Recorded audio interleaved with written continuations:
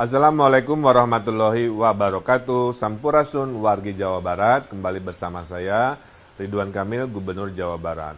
Kali ini saya akan menerangkan video yang sangat-sangat penting tentang siapa, bagaimana, dan apa itu bantuan sosial selama COVID-19 buat warga Jawa Barat dan para perantau Jawa Barat. Video ini juga adalah panduan kepada RT, RW, dan petugas yang mendata tentang siapa-siapa yang perlu didata dan perlu diberi bantuan. Silahkan saksikan. Jadi saya akan menerangkan daftar penerima bantuan sosial COVID-19. Siapakah yang dibantu oleh bantuan sosial? Kita lihat layar di sebelah atas, ya. Dalam survei zona ekonomi menengah bawah, ya, itu ada persentase dari mulai yang paling miskin, ya, di kelompok paling bawah, di sini kira-kira begitu. Kemudian selama ini pemerintah membantu mereka-mereka yang miskin dengan namanya kartu PKH dan sembako. Itu berada kurang lebih di 25%, ya, ekonomi paling bawah, kira-kira di sini. Itu dibantu rutin oleh APBN. Nah, di atas garis kemiskinan ini, tiba-tiba ada penyakit namanya COVID, oke? Nah, gara-gara si COVID ini, ada kelompok dari 25-40%, tadinya hidupnya normal.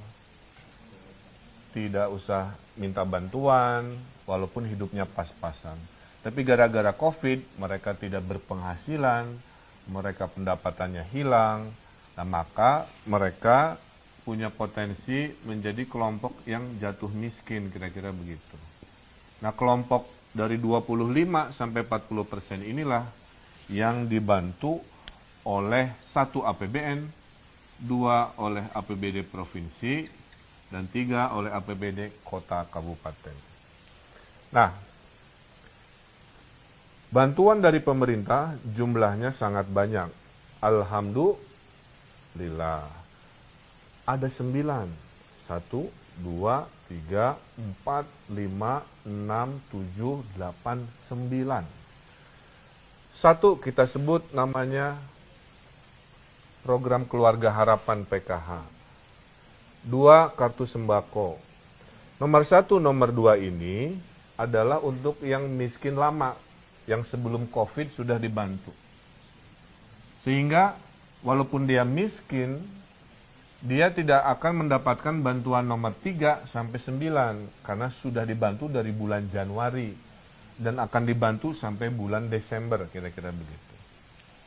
Nah, dari nomor 3 bantuannya sampai pintu nomor 9 ini muncul gara-gara ada si COVID ini. Kira-kira begitu.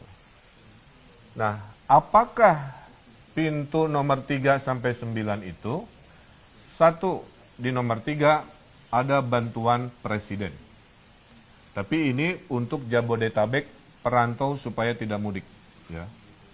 4, ada kartu prakerja. Kartu prakerja ini untuk pengangguran atau mereka yang kena korban PHK. Kalau Anda kena PHK, baru-baru saja diberhentikan, maka pintunya dari 9 pintu ini, kartu prakerjalah penolong Anda. Nomor 5, ada kota, ada desa. Nah, kalau Anda terdampak oleh COVID ini, tapi KTP dan tinggalnya di desa, maka nomor 5 inilah yang membantu Anda, yaitu dana desa. 30% dari dana desa sudah ditugaskan membantu COVID-19. Nomor 6 adalah bantuan Kementerian Sosial untuk umum, profesi tukang gorengan, profesi supir angkot mungkin, profesi ojek pangkalan, profesi seni, apa yang merasa terkorbankan dan tidak bisa hidup, itu dibantu oleh nomor 6. Sisanya, kalau sudah nomor 1, 2, 3, 4, 5, 6 ini masih kurang, masuklah bantuan dari provinsi. Dari saya, dari para DPRD yang terhormat, juga Kalau masih kurang dari provinsi, masuklah bantuan sosial dari kota kabupaten. Dan terakhir, kalau masih ada yang tidak punya KTP, tidak punya kartu keluarga, sektor informal yang tidak tersurvei, misalkan ada anak jalanan, gelandangan, pengemis, dan lain-lain yang tidak biasa masuk ke data, maka ada program kemanusiaan, yaitu program untuk memberi makanan, atau kita sebut juga program nasi bungkus. Jadi insya Allah ya, tidak boleh ada yang kelaparan di tanah Jawa Barat. Mereka yang berkesusahan akan diberi pertolongan. Kita simulasikan, Pak, kalau saya PHK, saya dapat bantuan dari mana? Dari Pak Gubernur, dari Pak Presiden, atau dari mana? Nah, kita simulasikan. Kalau Anda kena PHK atau pengangguran, katakanlah nama Anda Luna Maya, ya. Dan ini saya ngarang-ngarang, mohon izin. Maka dari pintu nomor 3, nomor 9 gara-gara COVID ini, yang kena PHK berada di zona bantuan kartu prakerja. 600.000 kali 3 bulan, dan lain-lain. Pada saat Anda sudah mendapatkan kartu prakerja, bantuan 600.000 kali 3 bulan, Anda tidak berhak lagi, walaupun tinggalnya di desa, atau meminta bantuan dari Kemensos, dari Bansos Provinsi, Kokab, nggak boleh. Hanya dari kartu prakerja, insya Allah cukup. Simulasi kedua, jika ada warga desa menjadi lebih susah hidupnya karena COVID, katakanlah namanya Sahrini, Ampura, Ece Sahrini, saya pakai namanya, maka Sahrini ini dibantunya tidak di nomor yang lain, hanya di nomor bantuan nomor 5, namanya dana desa. Nah, jika ada teman Sahrini ini tidak mendapatkan bantuan dana desa karena terbatas, maka teman-temannya Sahrini ini akan dibantu oleh Kemensos, masih kurang dibantu lagi oleh provinsi, masih kurang dibantu lagi oleh kota kabupaten. Kira-kira gitu. Simulasi ketiga, Pak, saya KTP-nya bukan KTP lokal, alias perantau. Ya.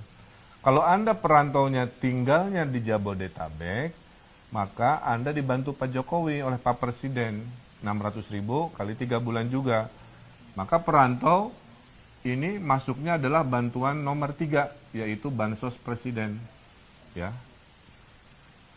Nah, jadi para perantau Bodebek di Jawa Barat, pintu bantuan Anda jangan yang lain-lain, jangan hanya ke gubernur, bantu di Bansos Presiden. Tapi kalau perantaunya ada di kota Bandung, bukan di Bodebek, maka para perantau ini dibantu oleh Bansosnya provinsi. Kira-kira begitu. Clear ya? Tidak boleh ada yang kelaparan di tanah Jawa Barat, mau KTP Jawa Barat, bukan KTP Jawa Barat dibantu, yang bukan KTP Jawa Barat perantau, kalau tinggalnya di Jabodetabek dibantu Pak Jokowi, kalau tinggalnya di luar Jabodetabek dibantu kami dari provinsi, kira-kira begitu. Simulasi berikutnya, profesi umum. Ya, karena ada istilah apa, kenapa ojol aja yang kesannya dibantu. Dalam bantuan pemerintah nggak milih-milih profesi. Selama dia jatuh miskin gara-gara COVID, apapun profesinya, itu kita bantu.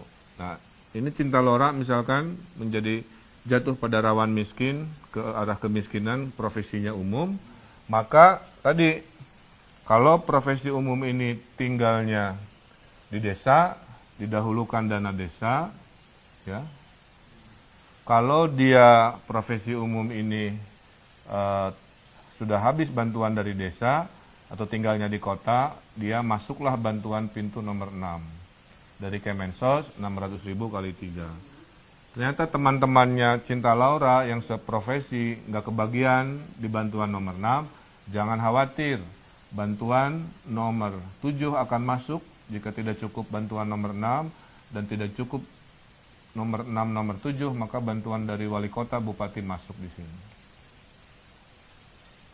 Terakhir, jika Anda tidak masuk zona formal yang bisa disurvei, baik perantau atau KTP lokal, katakanlah anak jalanan, saya simulasikan, di sini namanya Lucinta Luna, katakanlah Lucinta Luna ini anak jalanan, maka memang dia tidak bisa mendapatkan karena tidak punya alamat dan nama berKTP yang jelas, maka dibantunya ada di zona yang namanya program bantuan makanan. Jadi kesimpulannya bahwa semua warga yang terdampak COVID itu akan dibantu dari pintu bantuan nomor 3 sampai nomor 9, dan masing-masing tidak boleh ada yang duplikasi mendapatkan 2 bantuan. Tugas RW, tugas RT, tugas kepala daerah tingkat 2 membuat daftar berapa ribu yang kelompok 1, berapa ribu yang kelompok 2, berapa ribu kelompok 3, 4, 5, 6, 7, 8, 9. Nah inilah mudah-mudahan tidak bingung lagi bahwa pintu pertolongan ada 9, tugas pemerintah daerah dan wilayah mengatur siapa-siapa yang berada di kelompok itu. Dan kalau semua ikhtiar ini dari 1, 2, 3, 4, 5, 6, 7, 8, 9 masih ada yang merasa terlewat oleh sistem, nah Jawa Barat paling siap. Anda tinggal lapor di aplikasi Pikobar, tolong di-download di Play Store. Oke. Aplikasi Pikobar, P-I-K-O-B-A-R. Pusat Informasi Koordinasi COVID Jawa Barat. Nanti di dalam aplikasi Pikobar ada fitur namanya aduan. Adukan di sana, Pak, saya curhat, saya kelewat, saya nggak masuk pintu nomor 1 sampai 9, tolong Pak. Nah, masukkan ke aduan sini nanti diproses. Kami sudah siapkan anggarannya kepada mereka yang mungkin terlewat oleh sistem ini. Jadi semua insya Allah sudah siap buat warga Jawa Barat. Hatunun. Terakhir dari saya, sedikit nasihat. Dalam suasana sulit ini, saya mendoakan, karena pemerintah tidak akan sanggup bisa menolong semua orang, maka saya mendoakan agar masih bisa menjadi kelompok tangan di atas yang memberi kepada tangan di bawah. Tangan di atas ini adalah orang-orang yang paling mulia. Saya terharu ada Hafiz namanya, anak SD dari Kabupaten Bandung Dayakolot, menyumbangkan jajannya untuk membantu COVID. Walaupun dia berkesusahan juga, ibunya tukang bakso yang terdampak COVID, tapi dia bersemangat mendabungkan dari tabungannya untuk menolong. Kemudian nasihat dari para ulama, sebelum kita tangannya di bawah, ya, urut-urutannya adalah kita sebut urutan survival. Habiskan dulu jika Anda punya tabungan. Disinilah momen tabungan itu dipakai, ya. Tabungan itu kan ditabung untuk suasana darurat, situasi darurat. Sekarang COVID, momen kedaruratan. Gunakan tabungannya sampai titik-titik terakhir. Jika tabungan habis, ada aset yang bisa dimanfaatkan. Jual perhiasan, jual elektronik, apa dan sebagainya supaya survive, supaya tetap dalam kategori kelompok mandiri. Kalau tabungan sudah habis, aset sudah tidak punya, barulah masuk ke kelompok terakhir. Jadi saya harap mereka yang masih punya tabungan aset, jangan buru-buru berada di kelompok tangan di bawah menerima bansos. Ini untuk mereka yang betul-betul kepepet, sudah tidak punya tabungan, tidak punya aset. Dan tugas ini bukan hanya tugas pemerintah, tapi juga tugas dari masyarakat. Ada yang nyumbang sembako, ada yang nyumbang uang. Mari kita bahu-membahu karena COVID-19 adalah masalah bersama. Dari pemerintah menyumbang, masyarakat melakukan gerakan sumbangan juga, donasi, sehingga penerima rumah tangga yang tidak punya tabungan dan aset ini bisa survive minimal 3-4 bulan ke depan. Jadi saya kira itu para pemirsa bahwa masalah COVID-19 adalah masalah bersama. Pemerintah sudah punya 9 pintu pertolongan. Tugas di wilayah memastikan siapa mendapat apa tanpa ada duplikasi. Tidak boleh ada yang terlewat, tidak boleh ada manusia yang kelaparan di tanah Jawa Barat. Mari jadi kelompok tangan di atas. Mari gunakan tabungan dulu, aset dulu, baru masuk kelompok yang tangan di bawah. Apapun itu, dengan kebersamaan, dengan kekompakan, insya Allah kita pasti menang melawan COVID-19 ini. Wabillahi taufiq wa hidayah, sekian dari saya. Wassalamualaikum warahmatullahi wabarakatuh.